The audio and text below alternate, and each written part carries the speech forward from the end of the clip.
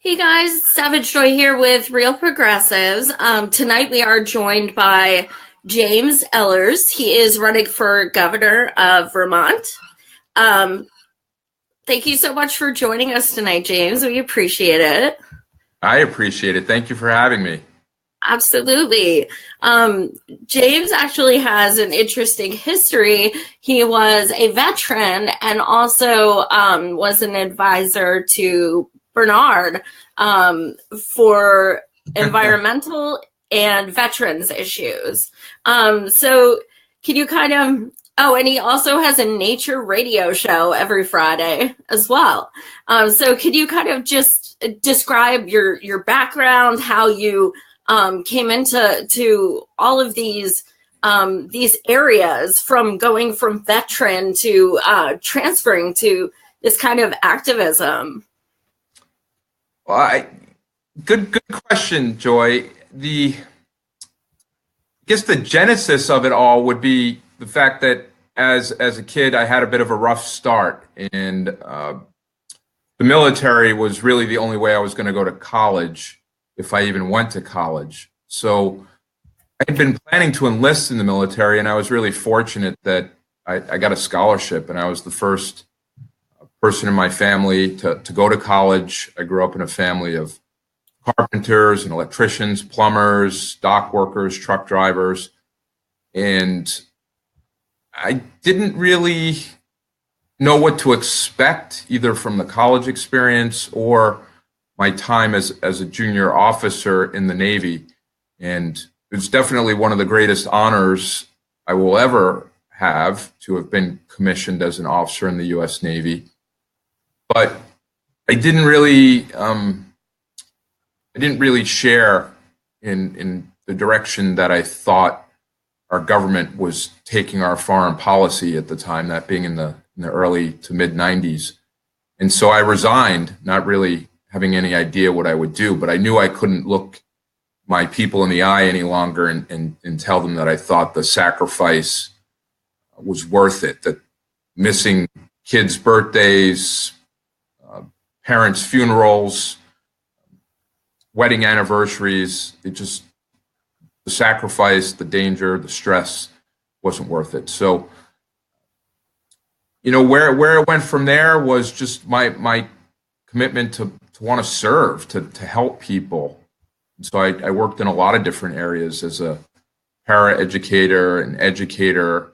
I worked in farming. I even worked in logging for a time to pay the bills, delivering a couple hundred cords of firewood, one cord at a time. That'll test your back in a hurry. And again, it all just kept coming back to, how do I make a difference? How do I help people? And I more or less fell into advocacy around water, because water is something that we all depend on, regardless of race, gender, age, political affiliation, Republican, Democrat, progressive, it doesn't matter. I mean, it feels kind of ridiculous at this point to be to think that advocating for clean water is some radical notion, but that's where we've come as a country, that people standing up for water are prominent in activism now, because we've handled it so poorly. Our economic system is not set up to protect our most precious resource, a fundamental necessity for life, water. So I could literally go on and on and on about all the different twists and turns, but it just keeps coming back to, how do I help people, and how do I take the breadth of experience I've had, whether it was picking up cigarette butts as a part of a landscaping contract in a Kmart parking lot, or teaching middle school science. All of it has shaped who I am today and the views I have on the world. And Bernie, as a federal elected official, is just someone whose philosophies resonated with me the most. How did you come to actually work for him as an advisor? Well, I wasn't a staff person. He has teams of advisors in all these different issue areas that are important to him. So there's groups of us that work on these different issues, and I was asked to join, and certainly water and public infrastructure, Bernie's role on the EPW committee. It's something he's always understood, and he always wanted more and more information on how we could improve the living conditions for people dependent on these common resources. So things like Flint, where for other politicians that might be a political stunt. I mean, that's Bernie, and that's why all of us who help and assist, that's who we are too. So it wasn't a major, shall we say, inconvenience on my part to put in the extra time to participate. Absolutely. Your campaign manager also said something to me about organic farming. Can you tell us a little bit about that? I'm in Pennsylvania. We I'm in Harrisburg. We pretty much have no farms. So. Yeah, well, I've been to Harrisburg. I like Harrisburg. One of my best Navy buddies is a Harrisburg native. And awesome. I went to school outside Philadelphia. So, PA, there's a lot of things in common, especially around the work ethic of the people in Pennsylvania and Vermont. So, it's a pleasure to be talking to you. Well, organic farming, let's just put it this way. If I was any good at it, you probably wouldn't be talking to me. I'd probably still be in organic farming. But as I mentioned, I didn't come from money. I didn't own any land. And getting started in organic agriculture, it can be extremely prohibitive for many people, especially here in Vermont, and I'm sure elsewhere. Just the cost of land and the taxes involved. It's a lot of lettuce you have to sell. And I that's what I did for a few years. I worked on an organic farm first with actually the woman who is now the Speaker of the House in the state of Vermont, Mitzi Johnson, and our current Lieutenant Governor, David Zuckerman. We all worked together on that same farm. And then I had a small operation of my own selling organic cold crops, things like the brassicas, broccoli, cauliflower, specialty greens, to restaurants in Burlington, Church Street, the big hub of shall we say, metro activity here in Vermont. And but that was way back when, before eating local was trendy and a fad, and hopefully now we're seeing it's evolving even past that it's becoming more of the fabric of our communities and our nation, quite frankly. Absolutely. You as an environmentalist, you have a lot of things that you're passionate about. What other than water, clean water, do you hope to see in the future, especially should you get elected? Well, everything is related to water. So, what we're doing, what we're putting into the air eventually winds up in the water. So, I'm very concerned and therefore eager to put a price on carbon pollution. And the 85,000 unregulated chemicals that are in the U.S. marketplace, that all eventually, whether we spread it on the land or we flush it down a toilet or pour it down a drain, it all goes back into the water supply. And as one of my boyhood heroes, Jacques Cousteau, said, there's no disconnecting the water cycle from the life cycle. And so, again, just like when you sit and you think about that, and just reflect on it, everything around our economy really should be about protecting this most fundamental necessity for life, rather than the economy we have today, in large part, which profits are derived from the exploitation of not just people, certainly a big issue as we see across many industries, but also our environment. And for folks who aren't word nerds like myself, the root eco that we find in economy and ecology, that root comes from the French, which stems from the original Greek oikos, which means home.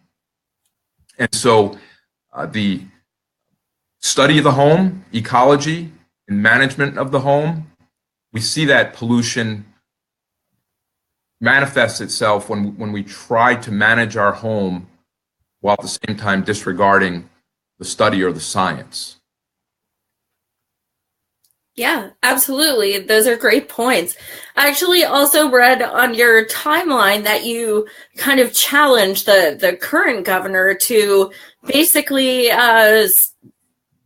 combat Monsanto, which was kind of badass. I give it to you.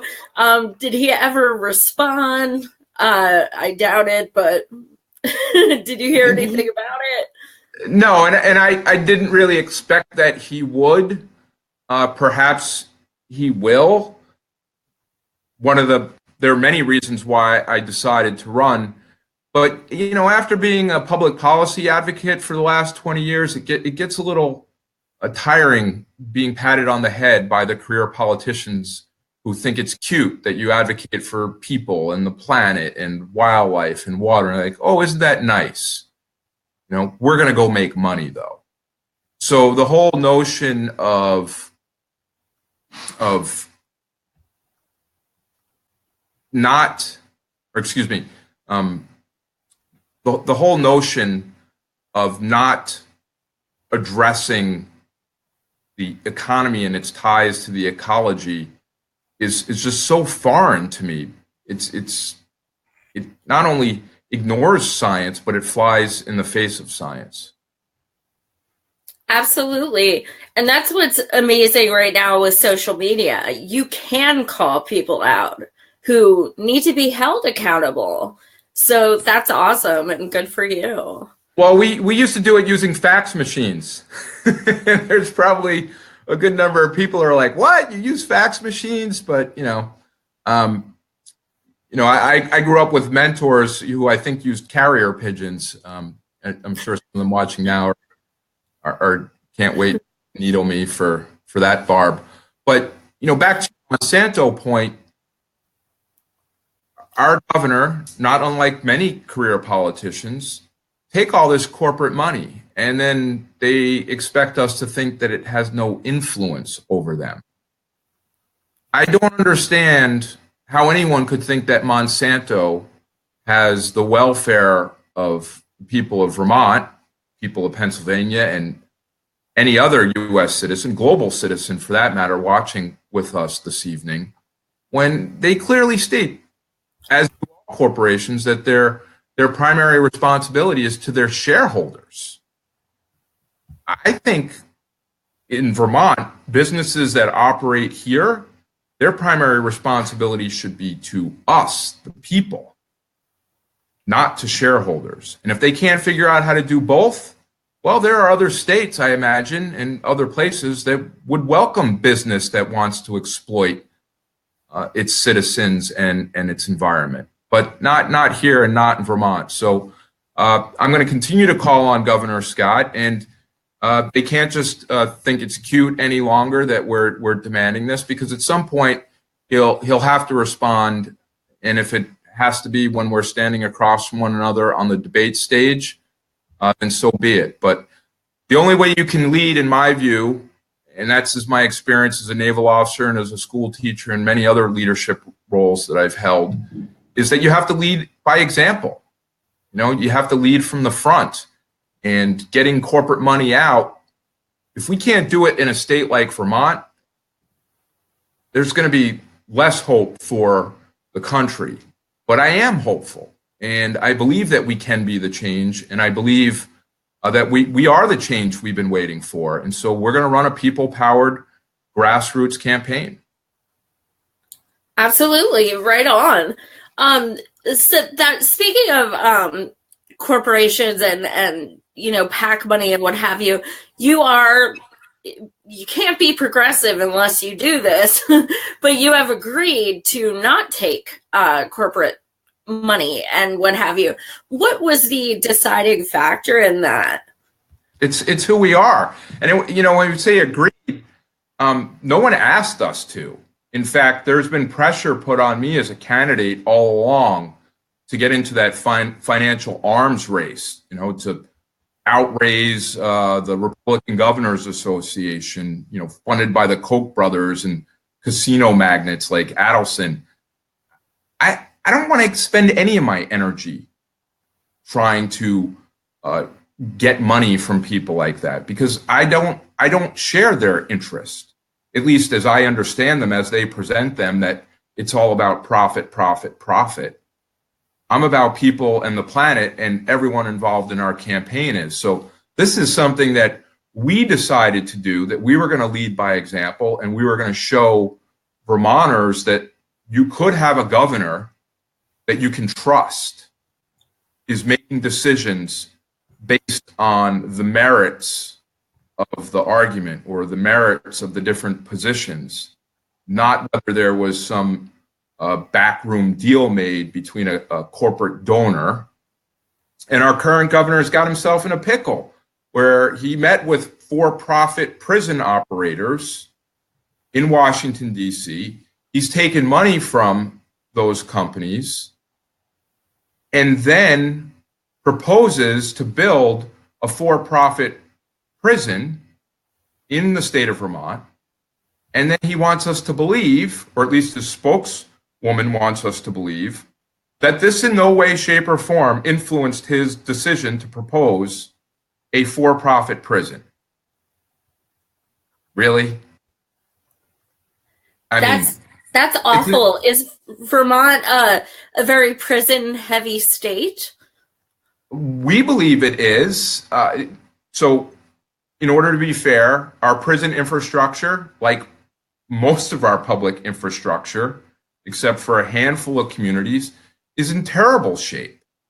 And we have the Republicans and Ronald Reagan, maybe even Goldwater, but Reagan for sure, who took these public investments that we had set up in our local communities, in our states, for drinking water and wastewater and roads.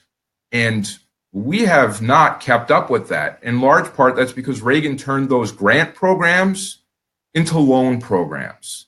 And most of these small communities couldn't have afforded this infrastructure to begin with without the federal money. So then expecting our small communities, and many like this in Pennsylvania, where you are as well, to continue to be able to afford the capital cost associated, plus the operational costs and the maintenance costs, it was never going to be possible without federal and state support. So where the prison issue is just one example of that. But again, as we've seen, I think it was Michael Moore's film, Love Story, Capitalism, A Love Story, where he talks about that corporation PA Childcare, which was a prison system set up for juvenile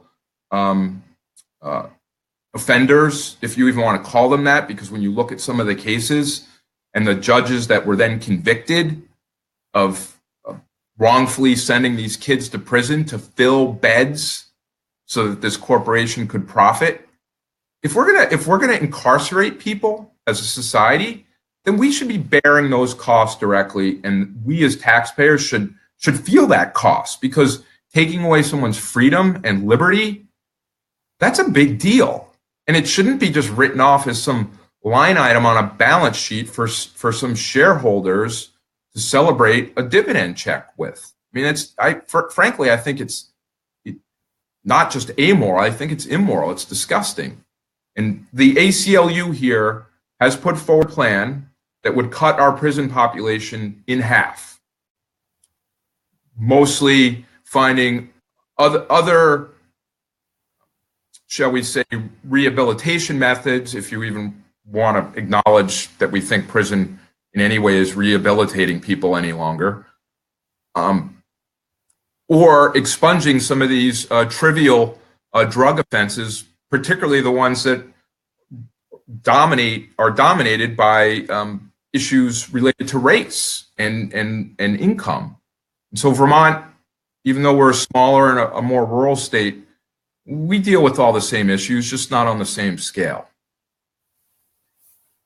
Absolutely. And I digress a little back to the taking money from corporations.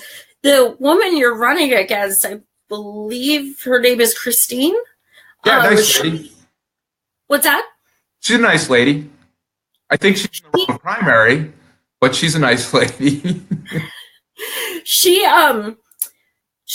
apparently stated something about that she's going to focus on the big donors. Yeah, campaign. That's fine. I mean, I knew there was going to be a primary no matter what, because establishment people had signaled they wanted somebody more conventional. They didn't want an outsider. They didn't want someone who was going to challenge the status quo. I'd actually heard that directly from some of the larger donors. And so whether it was Christine or someone else, that's not going to change our message of being the people's partner in the governor's office, of bringing the people's voice into the governor's office so that we can advance a people's budget rooted in social, economic, and ecological justice. So, wherever Christine wants to get her money from, that's fine. It's disappointing that she's chosen to identify as a Democrat and still continue to want to reach out to corporate donors and just focused on high value donors. But I'm interested in the people, not in their pocketbooks. And we want to prove to people that this experiment, this great American experiment of government of the people, by the people, for the people, is still possible by electing a candidate who is truly of the people and for the people. Right on. Speaking of running as a Democrat, after what, and I ask every single guest this because I'm fascinated, because of how bad the DNC just killed us. Why did you choose to run as a Dem instead of independent or green or what have you? Did you decide you were going Dem from the beginning, or did you kind of wrestle with it? I thank you for asking me this question, because I am actually eager to talk about this. Some of it is, Bernie's call for us to take back the Democratic Party. That's certainly part of the decision for me. But mostly, I think it's in my nature. My last responsibility in the Navy, I was basically the chief first responder, the officer in charge of damage control response. So it's my nature to run to problems, to solve them, not run away from them. And I don't run with the DNC crowd. The Vermont Democratic Party, its people at the local level, the town chairs, the county chairs, these are good people. These are good people who I think, and I know many of them are equally disappointed in what has taken place at the DNC. That said, I don't want to give up on all those people. And for those of us that have read the Vermont Democratic Party platform, it's very progressive. And having played a role in the Progressive Party here in other elections some 20 years ago, yeah, there were friends of mine in the Progressive Party here, because we do have three major parties in Vermont that were a little disappointed with my decision to file as a Democrat. But if I didn't, then that would be sending a signal that all of those people didn't deserve a voice either. To get slammed by the DNC, but then also a candidate who shares their values but is going to punish the local Democratic Party because of the sins of power-hungry people thousands of miles away. So I would encourage anyone who who is down on the Democratic Party at the national level, to just look at the Vermont Democratic Party platform. And I think anyone who considers themselves oriented towards the people instead of corporations is going to say, wow, I want to be a Vermont Democrat too. And so, the other candidate, Christine, that you mentioned, I'm glad that she chose the Democratic Party. I think maybe, her first foray into advocating on behalf of people, a lower office might have been, a good first step to demonstrate that people can trust her credentials after supporting Republicans, after supporting the current Republican governor openly in just this last election a year ago. But hey, I'm game. And again, at the end of the day, it's all about the robust discussion of ideas, not slogans, not platitudes. And I look forward to debating anyone that wants to get in the race on behalf of any party, because my passion for helping people, I think, will continue to shine through, and my trustworthiness and my leadership skills, that people won't have to worry that I'm going to fold under the pressure being exacted on me by donors or special interest groups. I think that's kind of what defines not just Vermonters, but Americans in general, is we want strong leadership. Absolutely. A gentleman by the name of Bill Franks is watching. He stated former school teachers should be a requirement to run for office. I think that's a really good point. You're going to have to, lack of a better term, teach people. You're going to have to work with people. And I mean, that's an interesting point. I've never heard that. Well, thanks, Bill, for that comment. I'm biased, obviously. I wouldn't mind if those teachers also had a bit of appreciation for science as well, especially given what we see coming out of Washington, D.C. right now. And Vermont's not immune to that, right? So everyone thinks Vermont's, this nice, quaint little environmentally progressive state, but our governor had his staff remove all references to climate change in a recent environmental report. And then it was another one of those, oh, golly, gee whiz, how did that happen? It's not a big deal. We'll take care of climate change somewhere else. We talked about the environment earlier, water. This campaign is thoroughly committed to the goal of 90% renewables that the state has set for itself, that our current governor gives lip service to, but doesn't fund, doesn't support, and won't even allow his staff to have it mentioned in reports. And that's documented in the newspapers here. So again, the whole notion of teaching and educating, it's a part of my nature. I learn a lot as well. I've learned a lot since I started campaigning. I love learning about people, the way they think, what makes us tick. And what I've learned thus far is we all really kind of want the same things. We're not always in agreement on how to get there, but we want opportunity. We want just at least a modicum of economic security. The whole notion of treating workers as disposable commodities, that's got to go. It's got to go right now. So teachers unionized because they were being taken advantage of. And I'd like to not just continue to support teachers because they are the people that give kids don't have boots. And I'm referencing the Martin Luther King drum major speech that had a lesser known passage in it where he mentions that it's okay to expect a man to pull himself up by his boots, but it's a cruel jest to expect a man with no boots to pull himself up by his bootstraps. In the public education system, that's where kids who weren't born on third base, nice boots, public education is where kids get their boots. And so, right now we have a governor talking about affordability, and he wants to attract young families, at the same time sowing division amongst teachers and the families in their communities.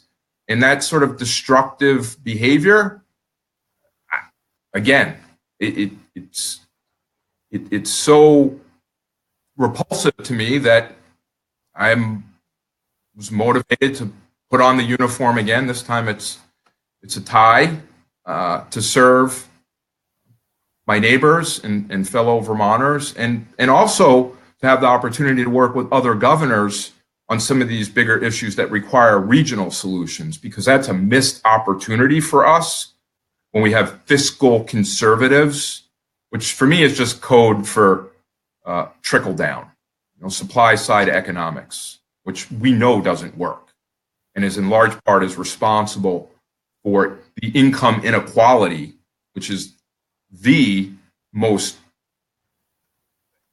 biggest handicap, if you will, facing us today. So whether it's a Republican or some other type of fiscal conservative who's saying, we need to save money on education and we need to cut back, but yet we want our kids to have a bright future and we want them to have earning opportunities. No, like what I'm hearing is they want low wage labor, keep the cost of goods sold low so that shareholder profits can remain high. And it's all borne out in the numbers. Are you familiar with MMT? MMT. In what context? I'm sorry? In what context, Joy? It's modern monetary theory. To That's some what we. Mm-hmm. Go ahead. That's what we always promote on our shows. Granted, it's on a federal level, but basically, once you fully learn it and everything, you begin to understand that you don't have to cut this to get this, and basically, federal taxes don't fund spending. So when, as you said, centrists and fiscally conservative people, say that. Like this gentleman in the comments just said that Timothy Burgess, he said the Vermont House Republicans are floating a bill to drug test welfare recipients following in the steps of their federal brothers. So that's going to be a situation where that they are going to say, we're going to take money for this. We can't now support that. So what are your feelings on such a thing like drug testing, welfare recipients? What are your thoughts? Wow, there's so much there in Mr. Burgess's comments and then your comments on economic theory and then means testing. I don't know where to start. This is exciting. Do we have 2 hours? I know it's a lot. Okay. It's a lot. So again, I do believe in the deliberative democratic process. So the fact that the minority leader in the House, Republican Don Turner, advanced this bill, so be it. I think it's great. It advertises to the world, at least our little world here in Vermont, what their values are. Means testing, first of all, it doesn't work. We know that this has occurred in other states, and it was a financial disaster. So for fiscal conservatives to be advancing something that we know empirically is a financial disaster suggests to me that their motives are not necessarily as pure as they would like us to believe, and likely rooted in racism and classism and the whole notion of the mythology of the welfare queen. So again, this is why we run for office. I look forward to debating. Again, that term fiscal conservative, I'm going to use it over and over and over again because I think it's a great dog whistle, right? That is a turn of phrase that's used to position those of us that believe that government is not set up to run like a business. Businesses are set up to run for the profits of a few. Government is set up to work for all of us. So, there's a balance, certainly. But that fiscal conservative message is intended to make people like you and me, Joy, look like we're fiscally irresponsible. So this whole notion that we're going to save money for the government because there's welfare moms at home who have time to go buy a bag of cannabis and sit around on the couch and watch I don't know what's the popular show these days. I'm not a big TV guy. Survivor, is that still? I don't watch TV. Yeah, I'm on here with you, right? Like it doesn't. It to me it reeks of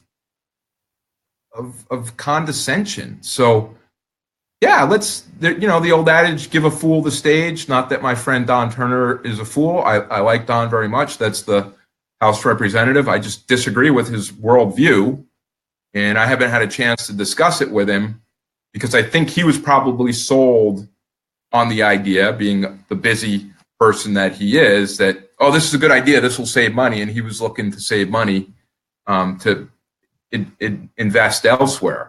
But we know that, like the audience here watching this, we know what means testing is, and there's nothing good about it. Now, you had also asked me about, what was the other thing, Joy? Let me see. Investing, economic theory as far as investing. Right. Again, so going back to the fiscal conservatives who tout their business experience, of which I have significant business experience and have been responsible for $1 million budgets and hundreds and thousands of people. The whole notion that we're going to cut our way to prosperity, which is like, we like to hear, or the conservatives like for us to hear that you can't tax your way to prosperity. Well, yeah, if you assume that taxes are wasteful and not legitimate and going to a good use, you can't cut your way to prosperity either. Any business person knows that if you want to grow a business, you need to invest in it.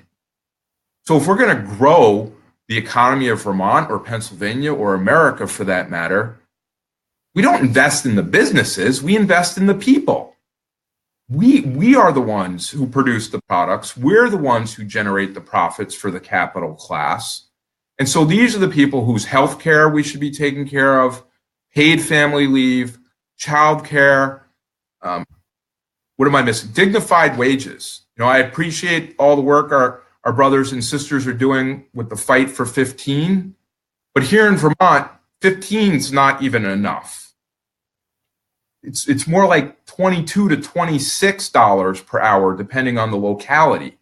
So, yeah, all of these fights, if you will, they've been incremental, but it's not like the money isn't there. And so going back to the school teacher thing, educating people, because the numbers are on our side, Joy. Like, we have the numbers. Doesn't matter which economist you look at. Income inequality is going through the roof, while more and more Americans, Vermonters, are falling behind on bills, can't afford housing, can't afford transportation, can't afford childcare. And then the ultimate insult is to say, you should go to work for a wage that won't even afford you the opportunity to have childcare. But if you don't, then you're lazy. You know what? Those people need to be challenged head on, face to face, and explain themselves. Explain the numbers and explain why someone should go to work for a wage that does not help them get ahead at all, just so the privileged can amass and aggregate more wealth and hoard it for themselves. It's insane, really. Absolutely. I never pictured myself sitting here on this program like running for governor, but it got to a point, and I'm sure most of the people listening will be familiar with this expression, enough is enough. It's got to stop. And if it doesn't start with us saying, hey, wait a minute, this is our government. These are our institutions. They don't just belong to a handful of wealthy people. They're ours. We'll take them back. Absolutely. Do you support a federal job guarantee? Explain that to me. How you define a federal job guarantee? Basically, what it means is that anyone who wants employment can have it. The government, if there are no jobs available in your area that you're qualified for, what have you, they will create one. Therefore, unemployment drops, and homelessness drops. People can afford their rent more, things like that. So basically, it's having access to a job if you want one. It's guaranteed. What a radical Republican idea. Eisenhower loved public works projects. Eisenhower, 90% marginal tax rates, right? Everyone thinks, oh my God, that's horrendous. That's when the middle class was growing. That's when we invested in interstates and all this public infrastructure, and people had the opportunity to go to work in public works improvement projects, whether they were parks, monuments, roads, bridges, treatment plants. This isn't something that used to be a divisive issue at all. It's only become a point of division since this handful of people figured out how to rig the system for themselves and use the power of government to share all or to take all of the profits and to treat all of us as if we're disposable. And so, yeah, Milton Friedman's talked about this. I'm definitely open to discussing what that looks like, because at least in Vermont, and I'm sure in parts of Pennsylvania, there's plenty of opportunity for public service oriented projects, public improvement projects that the government should be leading on, because private sector's not going to do it. They like these, what do they call them? Those derivative scams, where they don't actually have to work, but they can make a lot of money when no one's looking. That's true. You also have a lot of people in the comments are asking about universal health care, which is on your platform.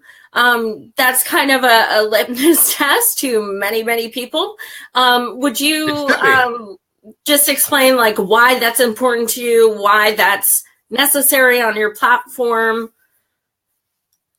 Life, liberty, and the pursuit of happiness, right? That is the fundamental notion upon which this country, one of the most fundamental notions that this country was founded upon. If people are going to exchange their labor on behalf of their communities, healthcare is absolutely a right. And so I know there's lots of back and forth amongst statewide candidates versus myself versus people running for federal offices. We got pretty close here in Vermont, and I am absolutely an advocate for universal health care.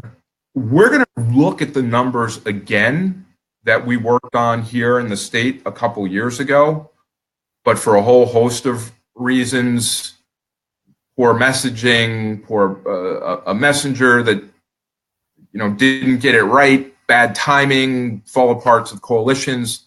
But this is good for business, because my background is in small business.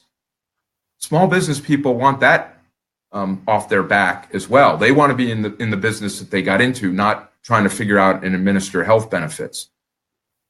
So the whole idea of universal health care here in Vermont is still very much alive, in my view, and our team. It's a bit of a moving target right now because of what the feds are doing with healthcare funding, and our budget for fiscal year 19 has not been passed yet.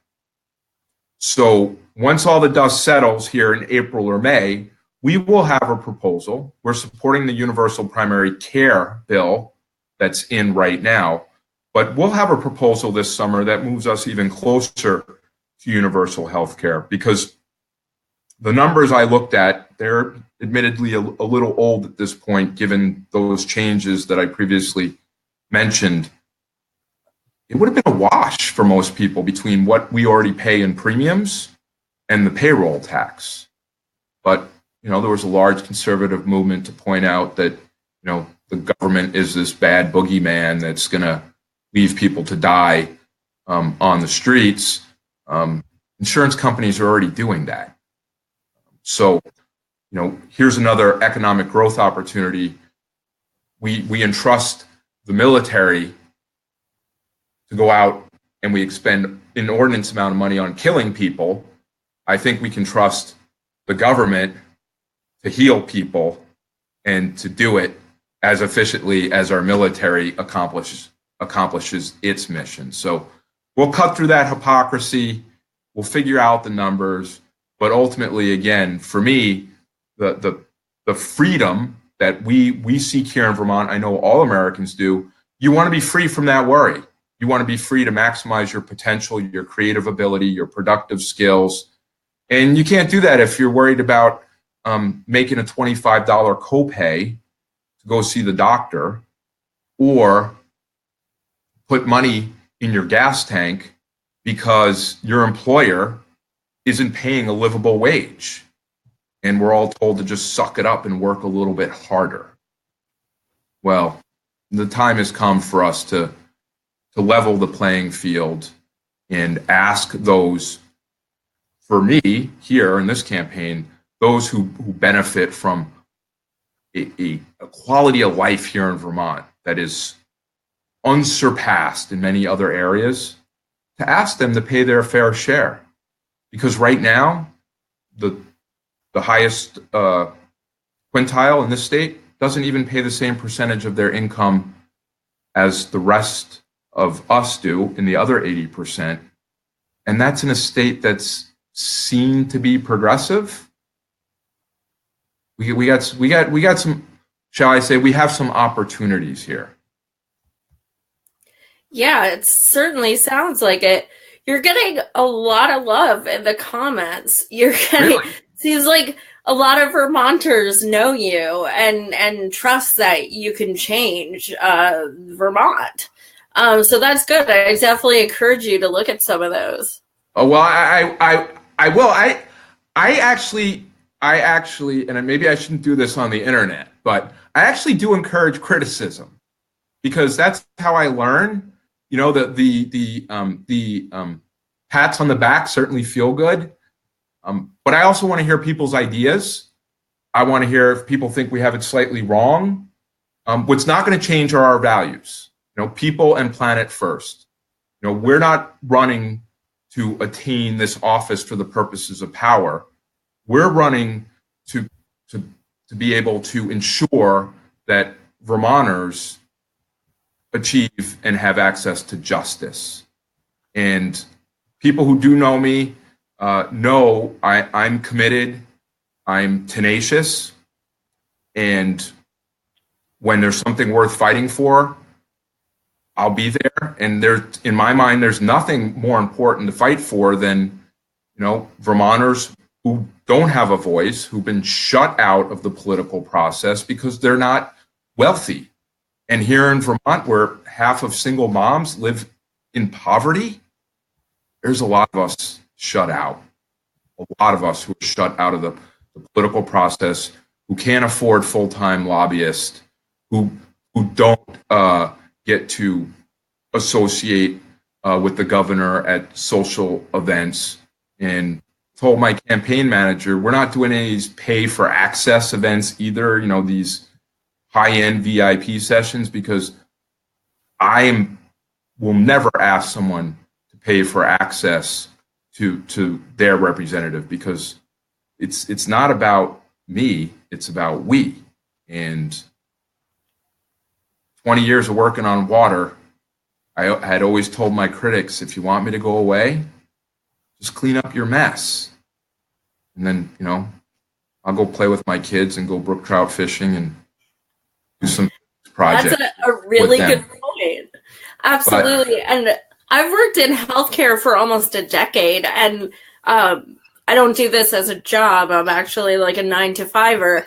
And the people I deal with and just hearing their struggles, it's incredible. And, you know, even working in healthcare and having great insurance, I've been having a lot of, I mean, I have so many medical bills and I have good insurance. Yeah. It's crazy. And, you know, I'm like, at this point, I'm like, you know what, screw it. I'll give them $5 a month because they don't charge interest. So until they change something, hey, that's what they're getting. But yeah, I mean, it definitely, something needs to change for sure.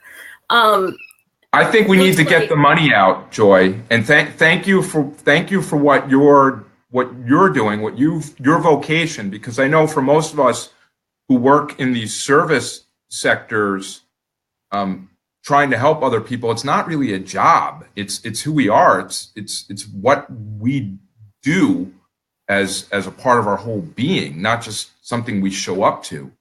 So thank you for that. We hear the same stories here. They break your heart when you know someone, if they had gotten preventative care, might be still with us, and the loved ones that they leave behind, if it were only for, you know, $500 more to get the deductible down, they might have gone in.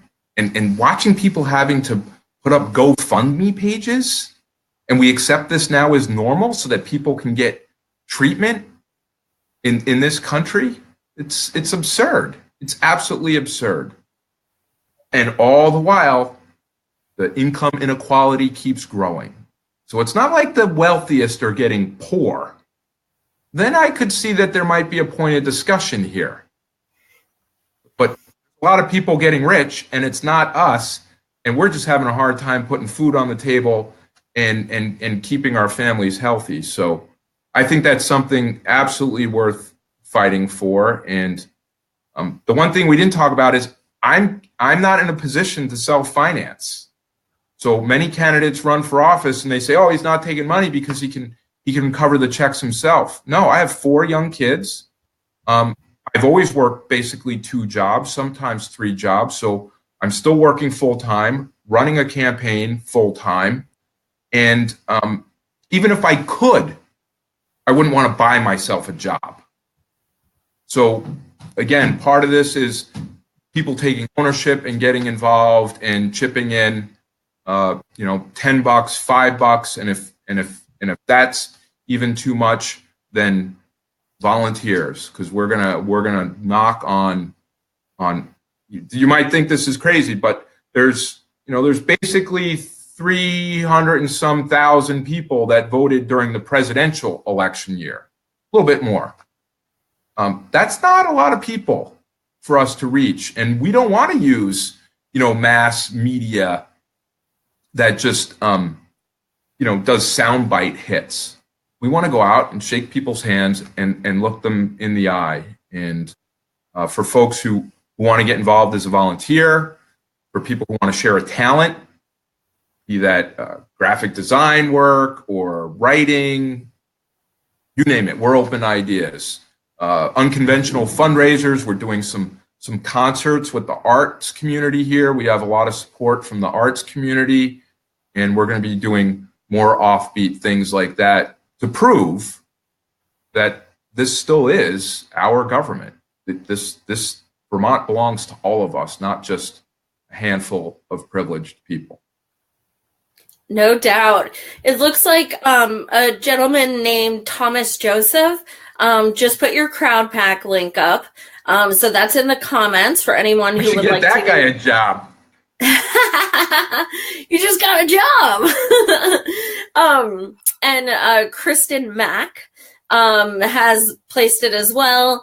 And she's encouraging people to donate and share. So you definitely have a lot of supporters, which is awesome. You do state that you would like an ethical and transparent government, which would be quite refreshing. Uh, so that's definitely good. What is the main thing you would hope to achieve in that area? It's just really simple. It's really simple. I mean, first of all, I think we all know what's the old saying, don't tell a lie, because then you have to keep track of them. It's so much easier to just be honest from the beginning.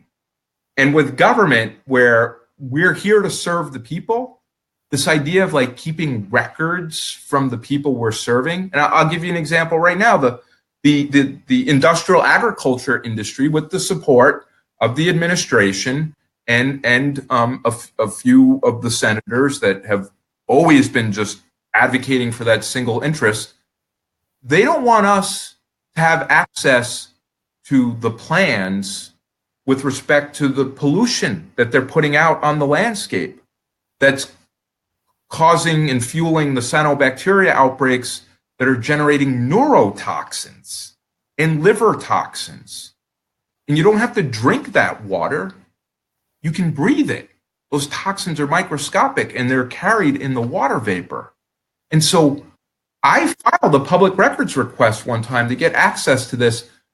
My own government asked me for $34,000 to get access to those records. Do you consider that public access? I don't. My word. $34,000 to get access to records. Nobody does. So they've effectively made it so that the public, even when we say we have public access, we don't have access.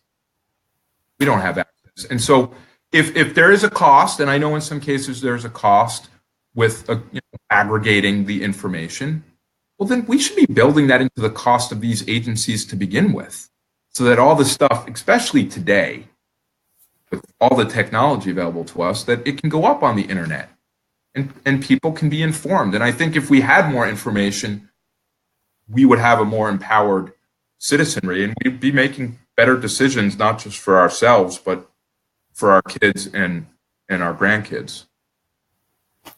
Absolutely. Something that I always touch on that is one of my most passionate causes to myself is voter reform.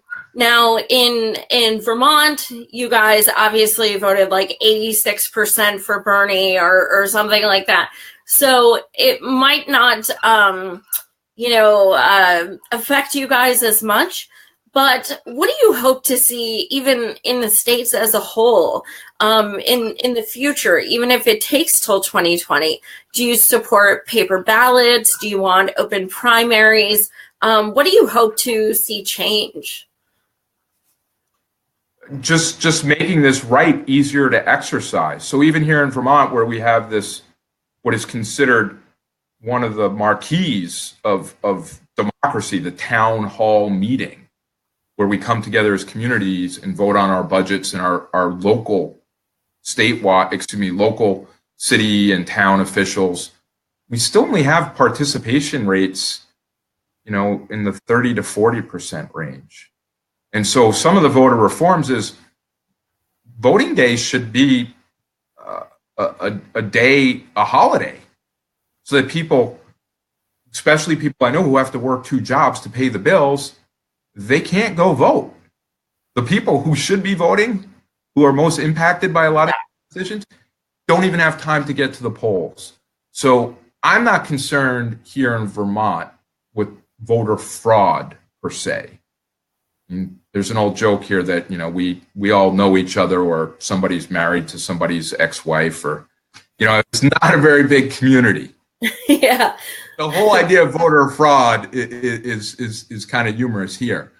But the voter convenience for rural communities, homebound seniors, that is an issue, especially for working folks. Especially if it's a caucus as well, which is just bananas. If you want to leave anything with our viewers, what would you like to tell them to inspire them to recommend you or look into you more or donate? What do you want to leave with them? It's the first time I've ever been asked that question. It's a good one. Well, the first thing I want to leave people with is thank you. Thank you for taking the time to be that interested in what we discussed tonight and in what I'm bringing to the table, so to speak. So thank you for that. I guess the biggest thing is we can do this. If we as a people want to do this, we can do this. But it's not going to happen if we expect the person next door to fix it for us or the person down the street to fix it for us. And so democracy is not only not a spectator sport, it's a team sport. And so, if you want to continue with that analogy, a quarterback is only as good as the people that he or she is surrounded by. And I need everyone to get involved.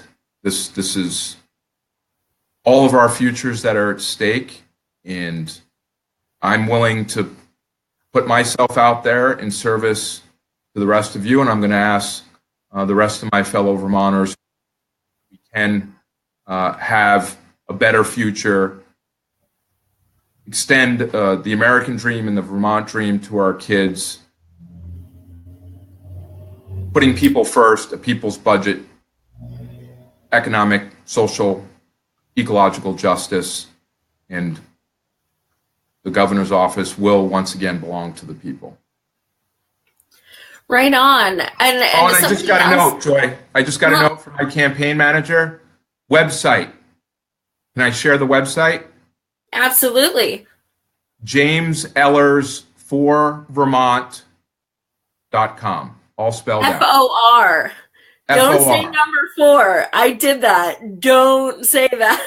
Oh, well, but there's proof right there just how much stake the Republicans have invested in trying to marginalize our efforts. Where people said, oh, we should be angry, we should take it down. No, this is how juvenile these people are. They don't even want to discuss the issues. They want to manufacture, false screen images and make fun of the way people look or the way they dress. That's because they're not mature enough to debate and discuss what's really at heart here, because they don't want us paying attention to where all the money is going and how the policy is shifting the power towards those few privileged people. So I think it'll be it'll work out either way. It'll work out either way, because we've got as a prior Republican said, the Vermont people have an indomitable spirit, and I think we're gonna remind fiscal conservatives everywhere of Vermont's and her people's indomitable spirit. Awesome. Well, thank you so much for joining us tonight, James. Do you also want to give your Facebook, Twitter, and all that stuff? Last name Ehlers. We have all of those things that you just mentioned, and we like to be accessible. Primarily volunteered run with a few people on paid staff on purpose. So just, if it takes a few hours, we just ask for your patience. We will get back to you, even if it's to criticize the color of my tie. No qualms here. They said I had to put a tie on for the job as well. What's that? They said I had to put a tie on for the job, so that's how committed I am. You should start wearing them with bands and, the conventional ones, the ones with artists and like Starry Night ones and all kinds of fun stuff. Or maybe I'll just start wearing them with like the income decile distributions for the different Vermont taxpayers. So I can educate people all the time about the gross income inequality that we live under today. Yeah, something that inspires, for sure. Well, thanks again, James. You are great, and we would love to have you back before, looks like, August 14th. Next week. Let's do it again next week. I'm booked a few weeks out. I'm teasing, of course. Thank you very much, Joy. Take care of PA for me. And Absolutely. Thank you for this great opportunity. I really. Absolutely. Thank you so much, James. Best of luck. Take care. And thank you guys for watching.